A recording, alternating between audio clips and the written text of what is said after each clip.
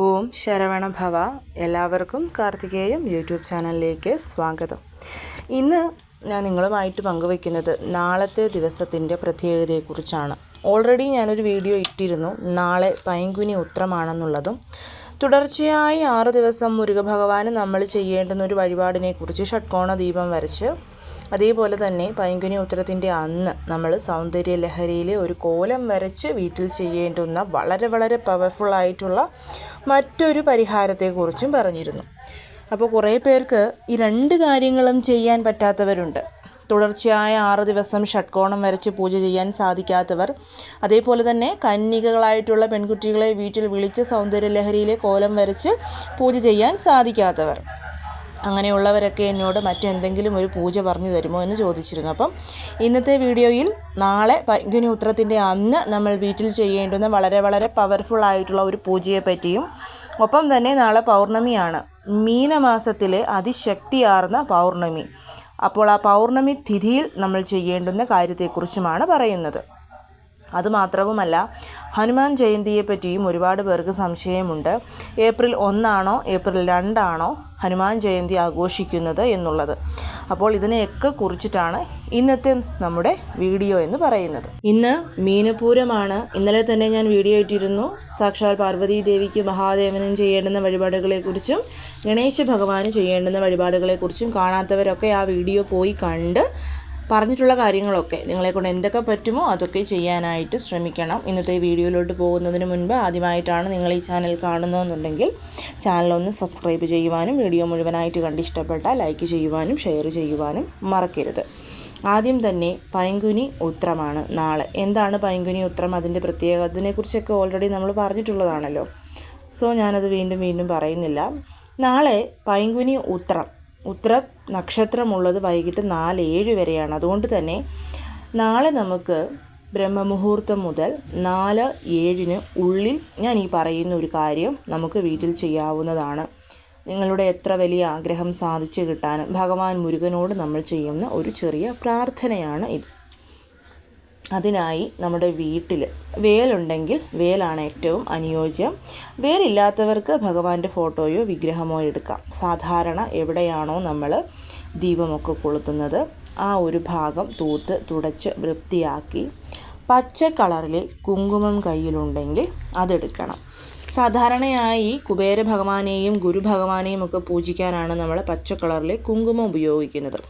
ഇവിടെ മുരുക ഭഗവാന്റെ വേലിനെ പൂജിക്കാനാണ് നമ്മൾ പച്ച കളർ കുങ്കുമം ഉപയോഗിക്കുന്നത്. കാരണം പച്ച എന്ന് പറഞ്ഞു കഴിഞ്ഞാൽ വിജയം എന്നാണ് സൂചിപ്പിക്കുന്നത്. അപ്പം പച്ച കളർ കുങ്കുമം തന്നെ എടുക്കണം. ഇനി പച്ച കളർ കുങ്കുമം ഇല്ലാത്തവർ നിങ്ങൾ സ്കെച്ച് പെന്നോ അതുപോലെ തന്നെ മാർക്കറോ പേനയോ എന്തെങ്കിലും എടുത്തോളൂ. അത് ഒരു നെക്സ്റ്റ് ഓപ്ഷൻ എന്നുള്ള നിലയിലാണ് ഞാൻ പറയുന്നത്. ചിലപ്പോൾ അബ്രോഡൊക്കെ താമസിക്കുന്നവരുടെ ഒന്നും കയ്യിൽ പച്ച കുങ്കുമം കിട്ടിയെന്ന് വരില്ല. പച്ച കുങ്കുമത്തിന് ബെനിഫിറ്റ് ഉണ്ട്. അപ്പോൾ ഒരു നിവൃത്തിയും ഇല്ലാത്തവരോടാണ് ഞാൻ ഈ പറയുന്ന സ്കെച്ച് പെൻ, മാർക്കർ, പേന എടുത്തു എന്ന് പറഞ്ഞത്. അപ്പം പച്ച കുങ്കുമം കയ്യിലുള്ളവർ ഒരു ബ്രാസിൻ്റെ പുറത്തോ അല്ലെങ്കിൽ ഒരു പേപ്പറിൻ്റെ പുറത്തോ ആ പച്ച കുങ്കുമം കൊണ്ട് ഓം എന്ന് എഴുതണം. ഇനി സ്കെച്ച് പെൻ, മാർക്കറൊക്കെ ആ കയ്യിലുള്ളവർ ഒരു പേപ്പർ എടുത്തിട്ട് അതിൽ ഓം എന്ന് എഴുതാം. അതല്ല, നിങ്ങളുടെ കയ്യിൽ കോപ്പർ പ്ലേറ്റ് ഉണ്ടെങ്കിൽ, ബ്രാസിൻ്റെ പ്ലേറ്റ് ഉണ്ടെങ്കിൽ, ചെറിയ തടിയുടെ പീഠമുണ്ടെങ്കിൽ അതിന് പുറത്താണെങ്കിലും ഓമെന്ന് പച്ച കുങ്കുമം കൊണ്ടെഴുതാം. ഒരുപാട് വലുപ്പത്തിലൊന്നും വേണമെന്നില്ല. അതിനുശേഷം അതിന് പുറത്തായിട്ട് നമ്മുടെ കയ്യിലുള്ള മുരുക ഭഗവാന്റെ വേല് അല്ലെങ്കിൽ മുരുക ഭഗവാന്റെ വിഗ്രഹം, ഇത് രണ്ടുമില്ല ഫോട്ടോയാണെന്നുണ്ടെങ്കിൽ ഫോട്ടോ. ഇനി ഇതൊന്നുമില്ലാത്തവർ ഒരു ദീപം കൊളുത്തുക. ഞാൻ എപ്പോഴും പറയുന്നതാണ്, ഭഗവാൻ മുരുകൻ എന്ന് പറയുന്നത് ജ്യോതി സ്വരൂപനാണ്. അതുകൊണ്ട് തന്നെ നമുക്ക് ഒരു വിളക്ക് കൊളുത്തി വെച്ചാലും അവിടെ ഭഗവാൻ സാന്നിധ്യം അറിയിക്കും. അപ്പോൾ ഇതിൽ എന്തെങ്കിലും ഒന്ന് ആ ഓമിൻ്റെ പുറത്തായിട്ട് വെക്കണം. അതിനുശേഷം നമ്മൾ ഭഗവാന്റെ വേൽ ഗായത്രി ചൊല്ലി ആ ഒരു വേലിനെ അർച്ചന ചെയ്യുകയാണ് പച്ച കളറിലെ കുങ്കുമം കൊണ്ട് തന്നെ. ഇനി നമ്മൾ ഭഗവാന് മുൻപിൽ ദീപമൊക്കെ കൊളുത്തി വെക്കണം. അതൊരു ദീപം മതിയാവും. അതൊക്കെ നിങ്ങൾ ചെയ്യണം. അതിനുശേഷം ഭഗവാന്റെ വേൽ ഗായത്രി ചൊല്ലി നമ്മൾ ഭഗവാന്റെ ആ ഒരു വേലിന് അർച്ചന ചെയ്യുന്നു. 6 പ്രാവശ്യം വേൽ ഗായത്രി ചൊല്ലി അർച്ചന ചെയ്താൽ മതിയാവും. അപ്പം നമ്മൾ ആദ്യമേ ഓം വരച്ചു, എന്താണോ ഉള്ളത് അത് ആ ഓമിന് മുകളിൽ വെച്ചതിന് ശേഷം കൈകൾ കൂപ്പി കണ്ണടച്ച് ഭഗവാൻ നമുക്ക് മുൻപിൽ, അതായത് ഞാൻ ഈ ഒരു ഫോട്ടോയിൽ കാണിച്ചിരിക്കുന്നത് പോലെ ഭഗവാൻ നമുക്ക് മുൻപിൽ വന്ന് നിൽപ്പുണ്ട് എന്ന് മനക്കണ്ണിൽ കണ്ടുകൊണ്ട് നമ്മുടെ ആവശ്യം ഭഗവാനോട് പ്രാർത്ഥിക്കണം. എൻ്റെ ഈ ആവശ്യം അല്ലെങ്കിൽ എൻ്റെ ഈ ആഗ്രഹം എനിക്ക് എത്രയും പെട്ടെന്ന് സാധിച്ചു തരണം എൻ്റെ മുരുക, എൻ്റെ കാർത്തികേയ, എൻ്റെ ഷൺമുഖ എന്ന് മനസ്സിൽ പ്രാർത്ഥിക്കണം. അത് ഒരു 5 മിനിറ്റോ 1 മിനിറ്റോ 2 മിനിറ്റോ നമ്മുടെ മനസ്സിലെ ആകുലതകളൊക്കെ ഭഗവാനോ മുൻപിൽ അങ്ങ് പറഞ്ഞേക്കുക. അതിനുശേഷം വേണം നമ്മൾ വേൽ ഗായത്രി ചൊല്ലി അർച്ചന ചെയ്യാം. ഒരുപാട് പ്രാവശ്യം ഞാൻ നിങ്ങൾക്ക് വേൽ ഗായത്രി പറഞ്ഞു തന്നിട്ടുള്ളതാണ്. ഓം ജ്വാല ജ്വാലായ വിദ്മഹേ കോടി സൂര്യപ്രകാശായ ധീമഹി തന്നോ ശക്തി പ്രചോദയാത്. ഇതാണ് വേൽ ഗായത്രി. ഞാൻ ഫസ്റ്റ് കമൻറ്റിൽ പിൻ ചെയ്ത് വെച്ചേക്കാം. ഇത് ചൊല്ലി 6 പ്രാവശ്യം അർച്ചന ചെയ്യണം. ഇനിയിപ്പം പച്ച കളർ കുങ്കുമം കയ്യിൽ ഇല്ലാത്തവരാണെങ്കിൽ നിങ്ങളുടെ കയ്യിലുള്ള പൂക്കൾ, ഇനി ഭസ്മമുണ്ടെങ്കിൽ ഭസ്മം, ഇതുകൊണ്ട് ആ ഒരു വേലിന് അർച്ചന ചെയ്താൽ മതിയാകും. അർച്ചനയ്ക്ക് ശേഷം ധൂപദീപ ആരതി എടുത്ത് ഭഗവാന് നിവേദ്യം, നാളത്തെ ദിവസം നിങ്ങൾക്ക് ഇഷ്ടമുള്ള എന്ത് നിവേദ്യവും ഭഗവാന് സമർപ്പിക്കാവുന്നതാണ്. അതൊക്കെ സമർപ്പിച്ച് കർപ്പൂര ആരതിയും എടുത്ത് ഭഗവാനെ മനസ്സറിഞ്ഞ് തൊഴുത് പ്രാർത്ഥിക്കണം. പച്ച കളർ കുങ്കുമം കൊണ്ടോ ഭസ്മം കൊണ്ടോ ഒക്കെയാണ് ആ വേലിന് നമ്മൾ അർച്ചന ചെയ്തതെന്നുണ്ടെങ്കിൽ അതെടുത്ത് സൂക്ഷിച്ച് വെക്കണം. എല്ലാ ദിവസവും നെറ്റിയിൽ തൊടാവുന്നതാണ്. ഒപ്പം തന്നെ നാളെ ഏതെങ്കിലും മുരുകക്ഷേത്രം സന്ദർശിക്കണം. മുരുകക്ഷേത്രം സന്ദർശിച്ച് ചെയ്യേണ്ടുന്ന കാര്യങ്ങളെക്കുറിച്ചൊക്കെ ഞാൻ കഴിഞ്ഞു പോയ വീഡിയോകളിലൊക്കെ പറഞ്ഞിട്ടുള്ളതാണ്. അതൊക്കെ ചെയ്യാനായിട്ട് ശ്രമിക്കണം. ഇനി അടുത്ത കാര്യം, നാളെ പൗർണമിയാണ്. മീനമാസത്തിലെ പൗർണമി ദിവസം എല്ലാവരും ചന്ദ്രപ്പൊങ്കാല ഇടേണ്ടവരൊക്കെ ചന്ദ്രപ്പൊങ്കാല ഇടേണ്ടത് നാളെയാണ്. കാരണം പൗർണമി തിഥിയുടെ ആരംഭം എന്ന് പറയുന്നത് ഏപ്രിൽ 1 നാളെ അതിരാവിലെ 7:06 ആരംഭിച്ചിട്ട് പിറ്റേ ദിവസം ഏപ്രിൽ 2-ാം തീയതി 7:41 പൗർണമി തിഥിയുടെ അവസാനം. അപ്പം നാളെ മുഴുനീള പൗർണമിയാണ്.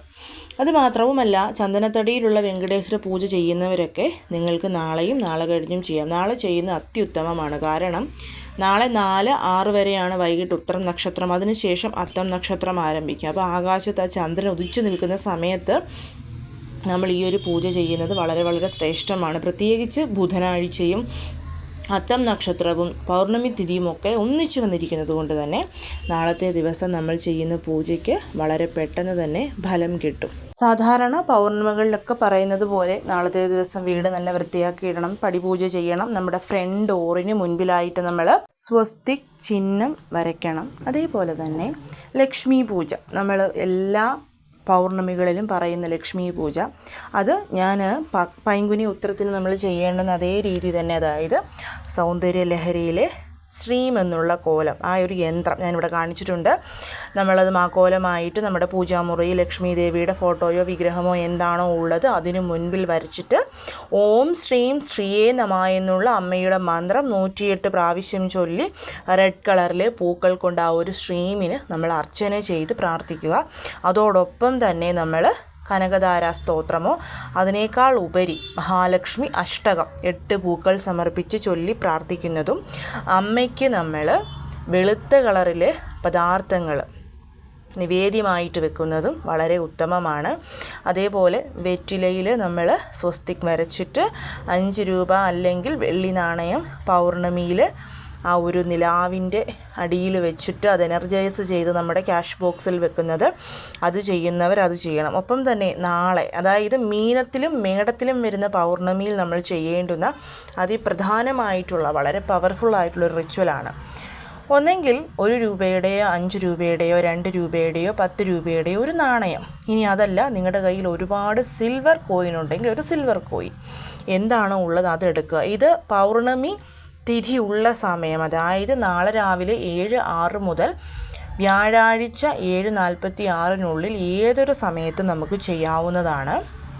പ്രത്യേകിച്ച് ആകാശത്ത് ചന്ദ്രൻ വന്നതിന് ശേഷം ചെയ്താൽ അത് വളരെ നല്ലതാണ്. മറ്റൊന്നുമല്ല, ഒരു നാണയം, ഞാൻ ഈ പറഞ്ഞതിൽ ഏതെങ്കിലും ഒരു നാണയം കയ്യിലെടുക്കുക.